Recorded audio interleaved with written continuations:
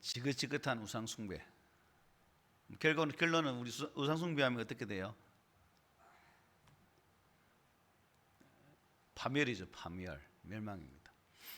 지긋지긋한 우상 숭배 계속되는 장면들을 말씀해 주고 있습니다.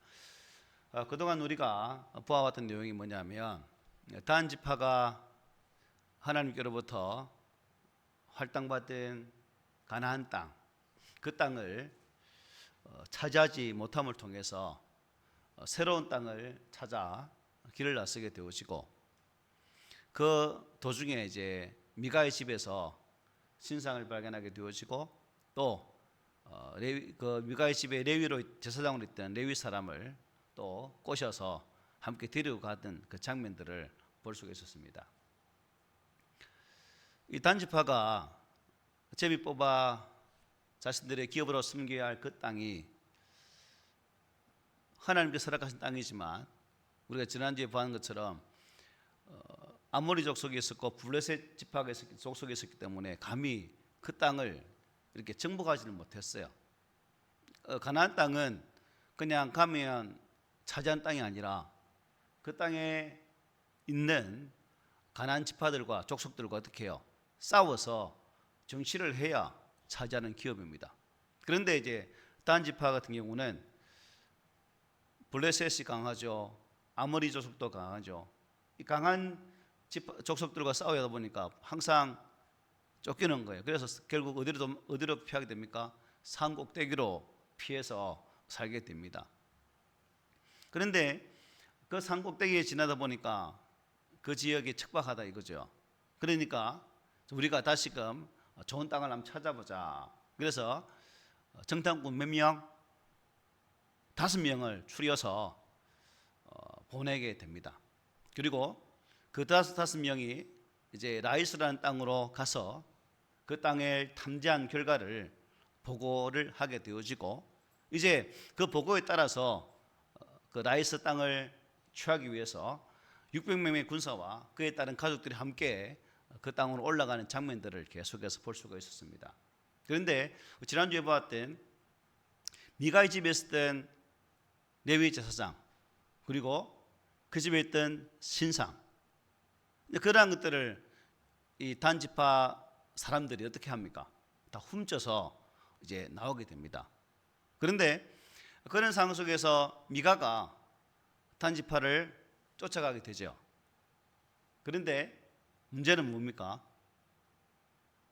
단지파가 미가보다 힘이 세다는 거죠. 붙어봤자 이 게임이 안 되는 그런 싸움입니다. 그래서 지난주 말미에 드린 말씀이 뭐냐면, 일진하고 찐따가 싸우면 결과는 뻔한 것이다. 그래서 결국 미가가 항복하고 그냥 아이고 다 가져가라는 식으로, 이래서 이제 지난주까지 보았던 말씀이에요. 이제 오늘 본문 말씀은 우리가 그동안 보아왔던 말씀들이지만 특별히 단지파의 사람들이 그 라이스 땅을 보고했던 내용을 우리 한번 더 보겠습니다. 18장 8절에서 10절이죠. 제가 읽어드릴게요.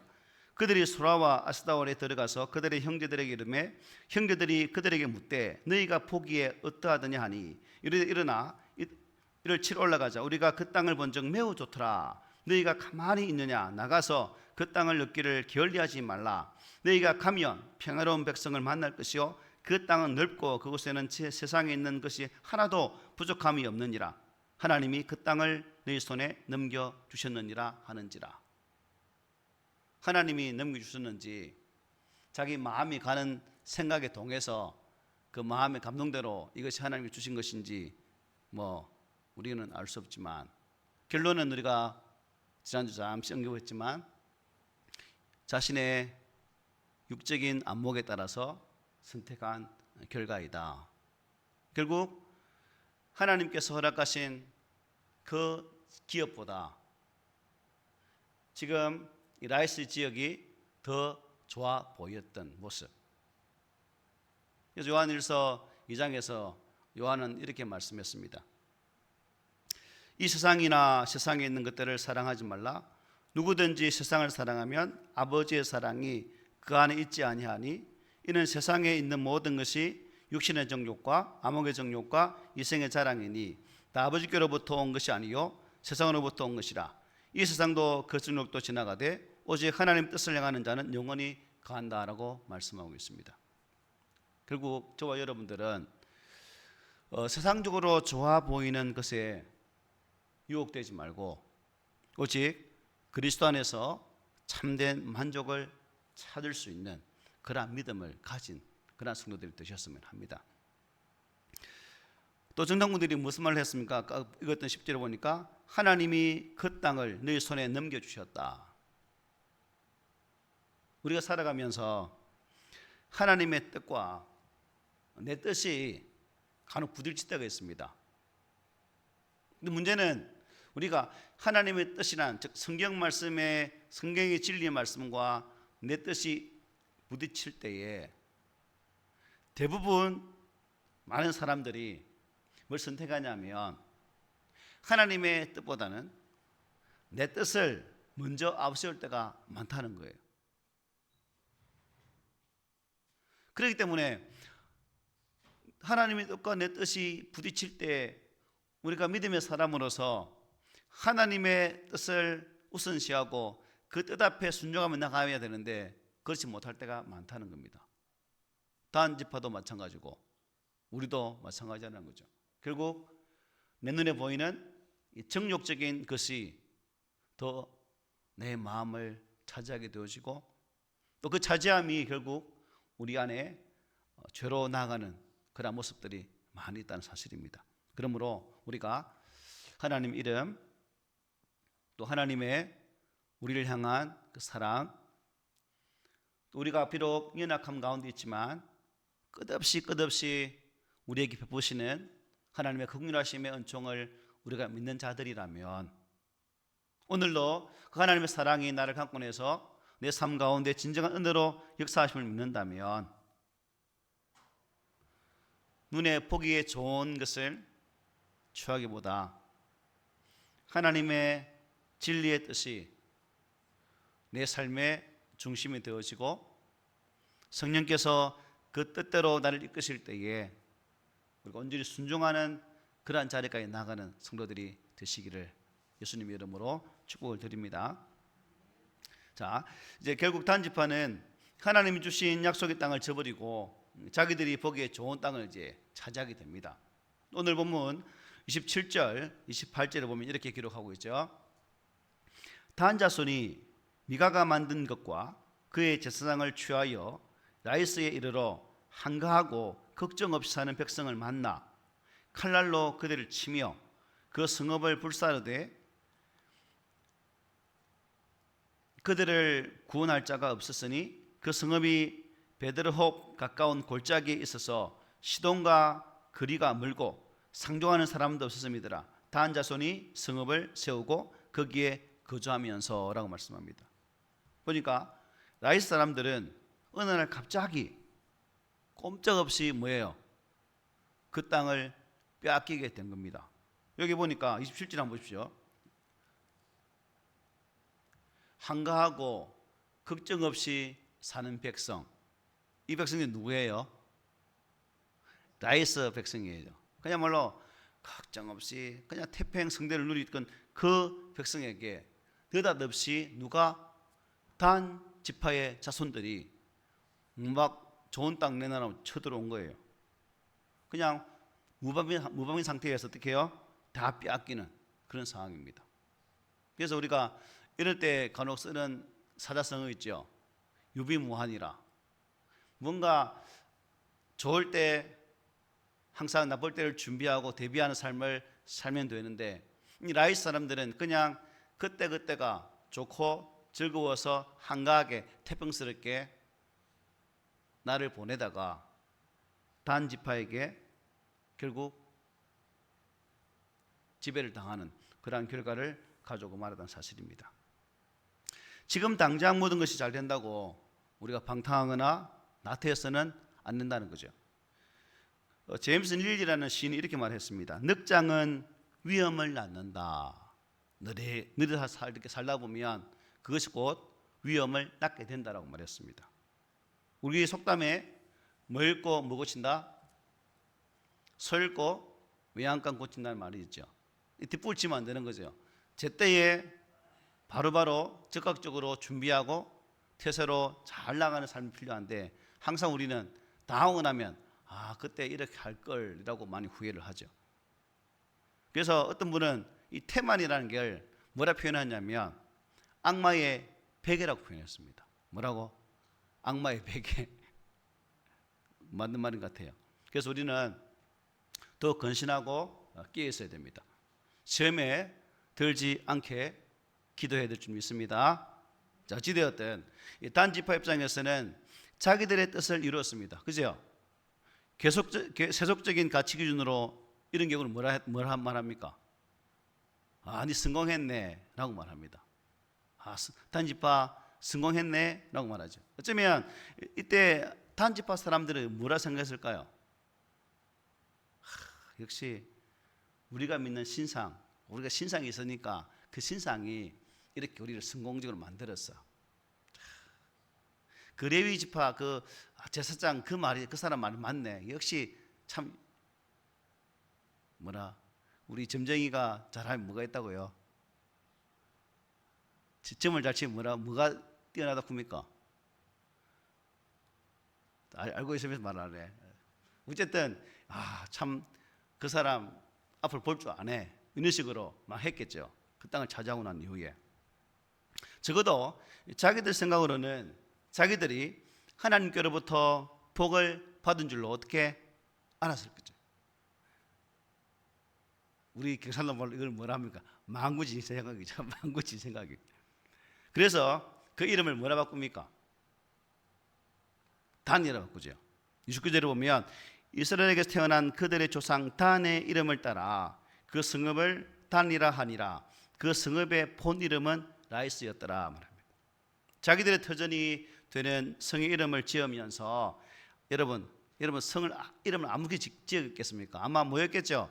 뭘 할래?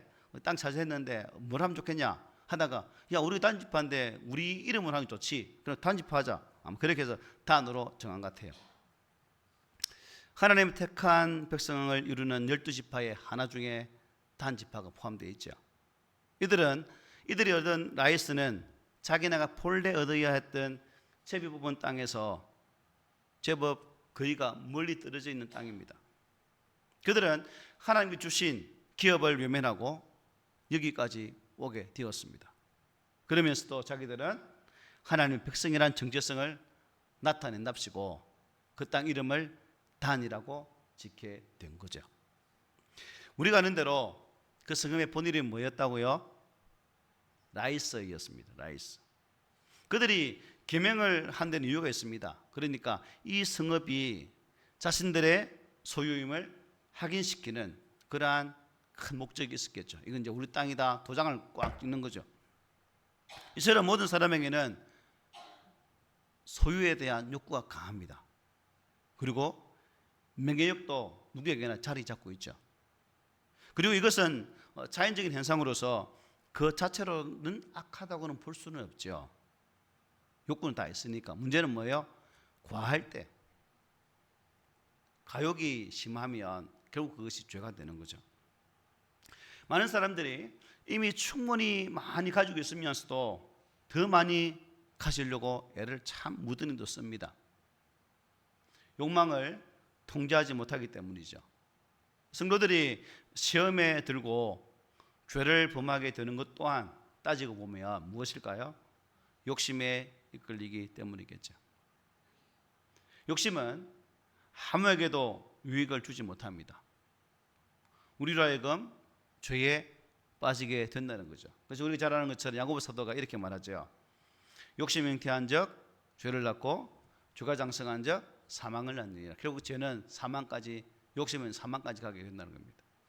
성도는 소유에 대한 욕심이든 명예에 대한 욕심이든 지나쳐서는 안 된다는 거죠. 이에 이끌리는 사람들은 누구이든지 죄에 빠지고 결국 불행하게 될 것입니다. 욕심은 우리의 옛사람, 즉 예수님 믿기 전에 옛사람의 습관이에요. 그리스도인이라고 자처하면서도 여전히 우리가 욕심에 이끌리는 그런 모습을 산다면 아직도 우리는 여전히 세상에 속해 있는 그러한 자들이라고도 말할 수 있겠죠. 자, 오늘 본문에는 지금까지 나온 모든 내용보다 훨씬 더 아주 쇼킹한, 우리 뒤통수를 탁 때리는 절이 나옵니다. 우리 30절 다 함께 읽어볼까요? 시작. 단자손이 자기들을 위하여 그 새긴 신상을 세웠고 모세의 손자요 게르솜의 아들인 요나단과 그의 자손은 단 지파의 제사장이 되어 그 땅 백성이 사로잡히는 날까지 이르렀더라. 여기 보면 단 자손이 저희들이 얻은 땅에서 미간의 집에서 빼앗아온 신상을 세웠고 또 미간의 집에서 데려온 제사장들을 자기들을 위한 제사장으로 삼게 되죠. 그런데 그 소년 제사장 이름이 뭐라고요? 모세의 손자요 게르솜의 아들인 요나단이라고 말하고 있습니다. 요나단.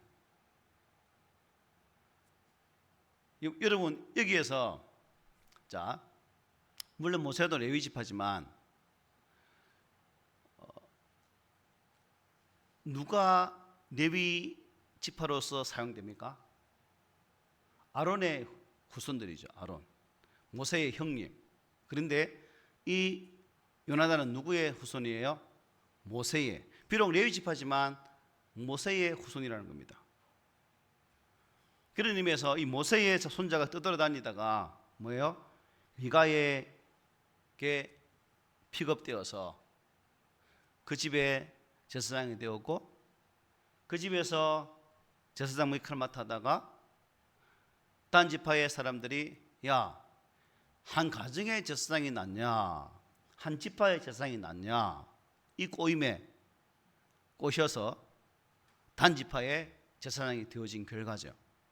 여러분 여기서 모세의 손자요 게르솜의 아들인 요나단과 라고 말하고 있는데 여기 보니까 아무리 선조가 훌륭한 분이라 할지라도 그 후손은 이 요나단처럼 어떻게 해요?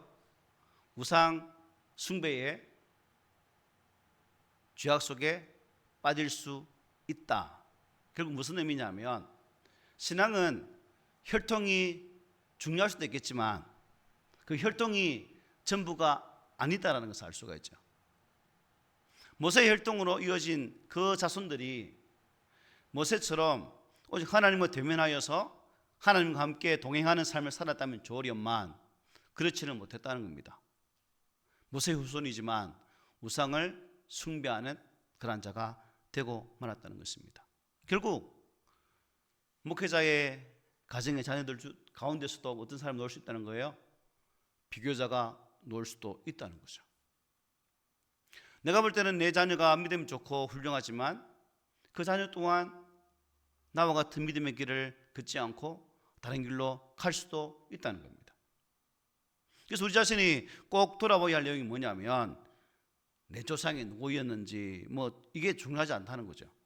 물론 조상이 훌륭하면 자부심은 갈 수 있습니다. 저도 저희 외삼촌에 대한 자부심은 강해요.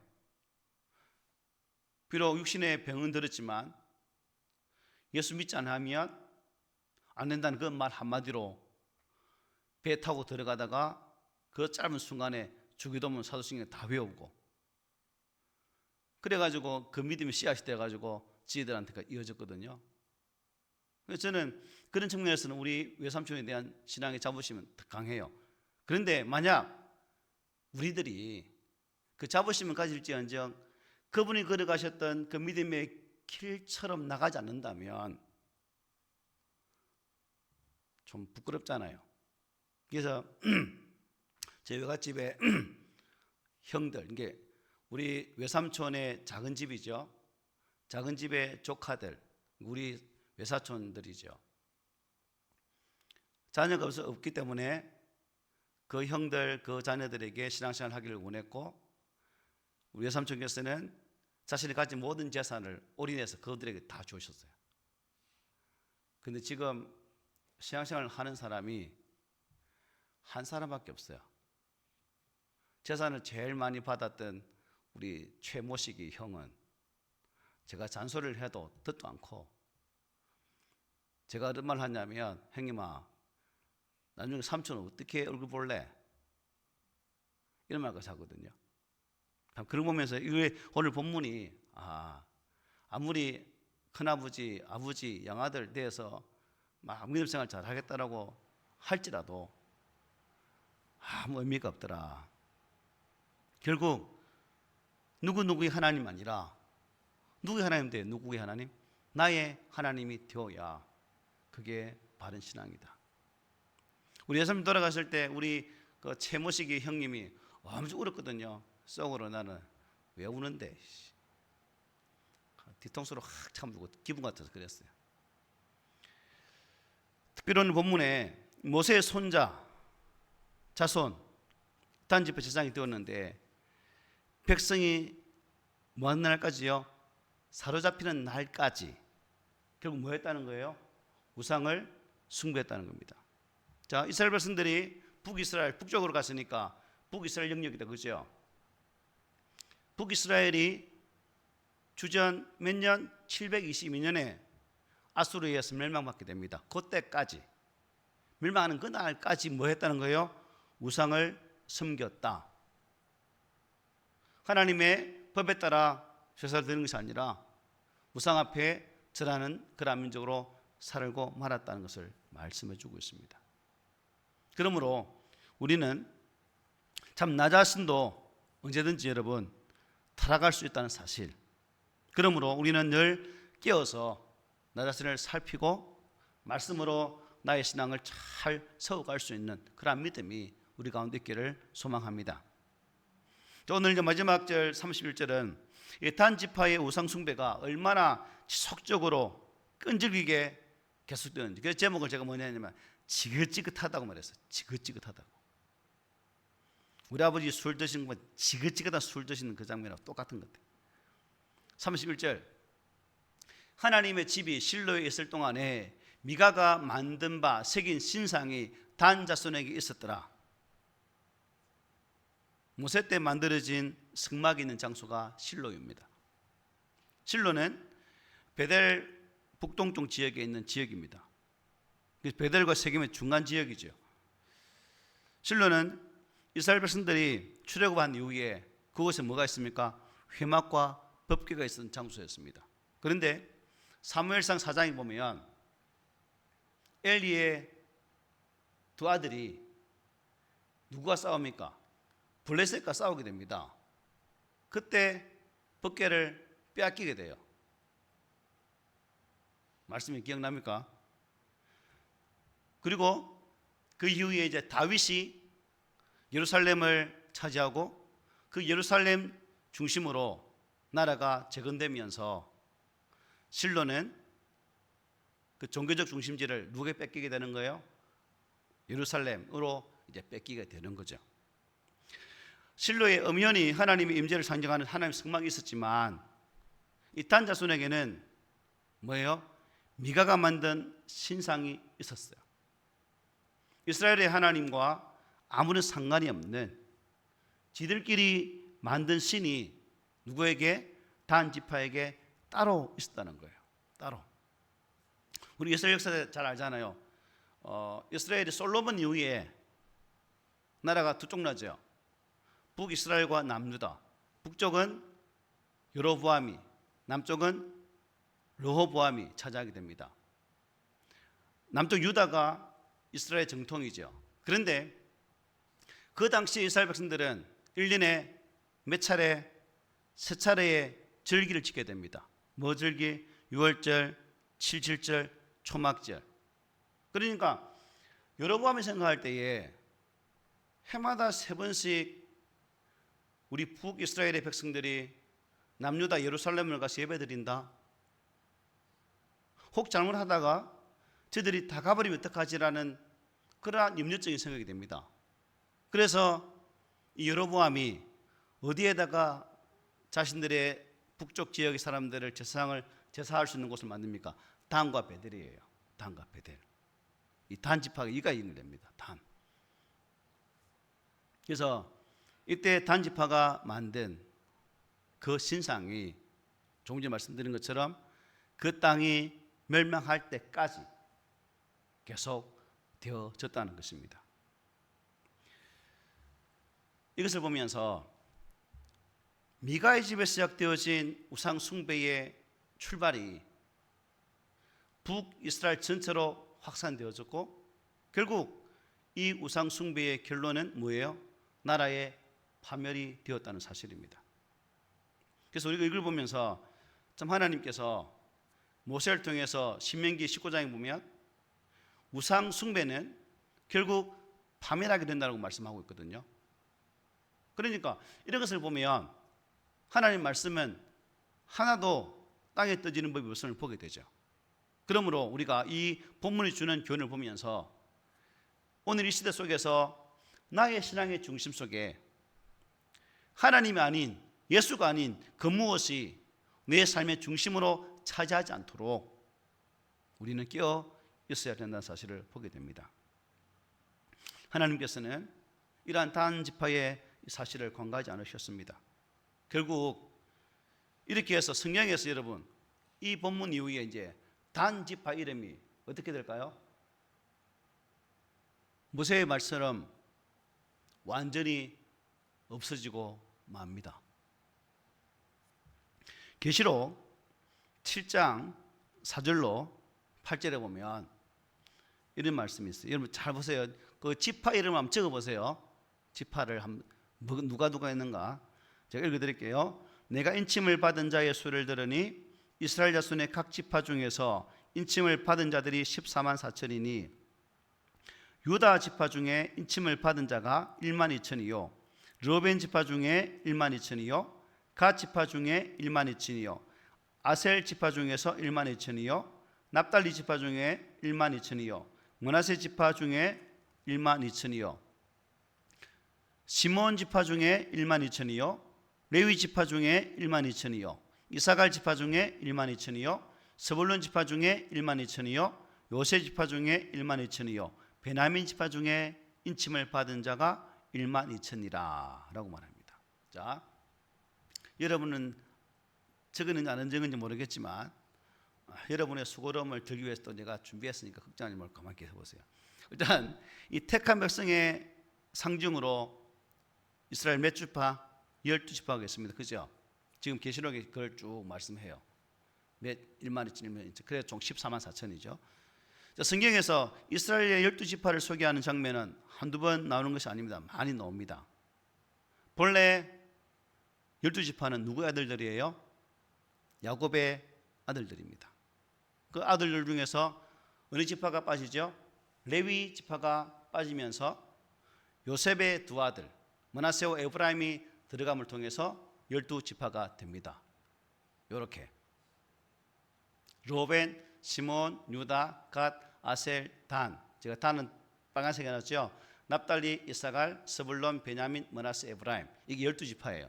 그런데 이 12지파가 이렇게 변합니다. 우리가 방금 계시록에 읽었던 말씀에 유다, 갓, 르벤, 아셀, 납달리, 므낫세, 시몬, 레위, 이사갈, 스불론, 요셉, 베냐민. 뭐가 바뀌었죠? 빨간색 단이 빠지고 뭐가 들어왔어요? 레위가 들어왔습니다. 그리고 또 하나 특이한 게 있죠. 뭐가 특이해요? 에브라임이 빠지고 요셉이 들어갔습니다. 요셉의 아들이기 때문에 시편이나 에스겔서 보면 에브라임과 요셉을 번갈아 쓰는 여기 그 같다는 뜻이겠죠. 자, 단지파가 있습니까 없습니까? 없어졌어요. 없어졌어. 이스라엘 12지파 속에서 한 지파로 형성되어질 단지파가 하나님의 거룩한 구원의 계획 속에서 어떻게 해요? 빠져버린 거죠. 심각하지 않아요? 심각하죠. 창세기 49장에는 이스라엘 12지파의 조상인 누구예요? 야곱이 이제 죽기 전에 어떻게 합니까? 12아들에 대해서 예언의 말씀, 축복의 말씀을 주게 됩니다. 그때 야곱이 단 지파에게 했던 말을 한번 보십시오. 단은 이스라엘의 한 지파같이 그의 백성을 심판하리로다. 단은 길습의 뱀이요 새끼의 독사로다. 말굽을 물어서 그 탄자를 뒤로 떨어지게 하리로다 말합니다. 단은 이스라엘의 한 지파같이 그 백성을 심판한다는 것, 이게 무슨 뜻입니까? 12지파에 된다는 말입니까? 안 된다는 말입니까? 속하지도 않으면서 마치 속한 것처럼 심판한다는 의미입니다. 야곱이 단에 대해서 예언하기를 아예 이스라엘 12지파 중에서 한 지파로 등록하지 않고 완전히 빼버렸다는 거예요. 이미 야곱의 예언에서. 또 그 단지파가 장차 하게 될 일은 뭐라고요? 길습의 뱀미요 또 말굴 물어서 그 탄자를 뒤로 넘어지게 한다라고 말했습니다. 결국 자기 동족을 물어 넘어지게 하는 존재가 된다고 말합니다. 실제로 어떤 주경학자들은 이 구절을 근거로 해서 단지파가 바로 적그리스도의 상징이고 또 장차 적그리스도가 단지파의 후손 가운데 온다라고 이렇게 부른 분도 계세요. 여러분, 12지파의 거룩한 하나님의 지파 속에 포함되어 있던 단지파가 이런 주경학자들의 해석대로라면 적그리스도의 자리까지 떨어지게 되어진 결과는 이유가 뭐예요? 우상숭배죠. 우상숭배. 우상숭배가 결국 하나님으로부터 떨어지는 결과를 낳았고 적그리스도가 되어지는 그러한 자리까지 이르게 되었다. 우상숭배가 무서운 거죠. 그러므로 오늘 제목처럼 우리는 이 지긋지긋한 우상숭배의 이 굴레에서 빠져나와서 오직 한 번 하나님만 섬길 수 있는 그러한 성도가 되면 얼마나 하나님 기뻐하시겠습니까? 오늘 본문을 읽으면서 참 한 사람의 타락이 얼마나 큰 재앙을 초래했는지, 제사장의 타락이 얼마나 큰 재앙을 몰고 왔는지, 한 지파 우상 숭배가 얼마나 큰 심판을 가져왔는지 분명하게 깨닫게 되죠. 이것이 사사시대의 영적인 상황이었습니다. 이 모두가 뭐예요? 하나님을 왕으로 모시지 않은 결과다 하는 것입니다. 그러므로 오늘 이 시대의 우리 성도들은 단지파가 보여주는 이 모습을 통해서 하나님이 아닌 그 무엇을 우리의 왕으로 모시는 것이 아니라 지금도 살아계시고 말씀으로 역사하시는 주 하나님을 나의 왕, 나의 아버지로 모시고, 우리라는 의미도 좋겠지만 신앙 고백은 나입니다. 내가 하나님을 온전히 붙들고 나 자신이 그 하나님을, 나의 하나님을 믿고 고백할 때 비로소 우리의 신앙이 온전히 된다는 사실이에요. 그러므로 비록 우리의 삶의 자리에 수많은 유혹들이 존재하지만 그 유혹들 속에서 우리에게 주어진 성경 말씀으로 우리의 삶의 길을 잘 열고, 또한 우리가 이 말씀을 주신 은혜 가운데서 세상의 욕심이 걸리는 것이 아니라 거룩한 진리로 우리의 마음을 두고 살아가는 그 믿음으로 사셔서 우상 숭배가 보여주는 이 엄청난 파멸의 결과를 우리가 목도하고, 나의 삶은 끝까지 변질되지 않고 변화되지 않고 오직 한 분 안에서, 한 분 하나님 안에서 살아있는 신앙의 모습으로 사셔서 마지막 하나님의 거룩한 나라에 들어가서 함께 그 하나님과 함께 즐거운 찬양을 드리는, 예배를 드리는 그런 중을 되기를 오늘 말씀으로 부탁을 드립니다. 아멘.